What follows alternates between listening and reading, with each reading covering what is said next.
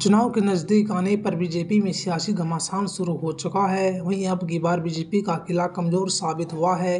महाराष्ट्र में इसी साल के अंत में विधानसभा चुनाव होने हैं। महाराष्ट्र में महायुति यानी बीजेपी, एनसीपी और शिवसेना का गठबंधन अभी भी सत्ता में है। तीनों ही दलों के बीच सीट बंटवारे को लेकर आलोचना होने वाली है। हालांकि इसी बीच एनसीपी अध्यक्ष अजित पवार ने एक बयान दे दिया है कि जिससे लग रहा है सीटों को लेकर तीनों ही दलों के बीच कोई खटास नहीं आएगी। अजित पवार ने कहा, हम सम्मानजनक सीट के लिए लड़ेंगे। हालांकि उन्होंने यह नहीं बताया उनकी पार्टी करीब करीब कितनी सीटों पर चुनाव लड़ेगी। एनसीपी के प्रदेश अध्यक्ष सुनील ठाकरे ने कहा, मुख्यमंत्री एकनाथ शिंदे और दोनों उप मुख्यमंत्री की बैठक हुई और हमने एक समिति बनाई। इसी में सीट आवंटन को लेकर चर्चा होगी। उन्होंने कहा, सीट बंटवारे को लेकर कोई मतभेद नहीं है।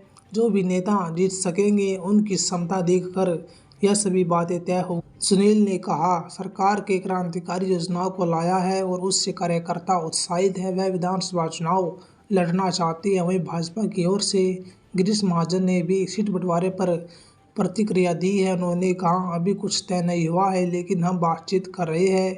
गिरीश ने कहा, हम तीनों पार्टियों एक साथ मिलकर चुनाव लड़ेंगे और सीट बंटवारे के मुद्दे को दिल्ली में अंतिम रूप दिया जाएगा। इसी बीच बीजेपी के वरिष्ठ नेता चंद्रकांत ने कह दिया है कि हम सभी 288 विधानसभा सीटों पर चुनाव लड़ने के लिए तैयार हैं।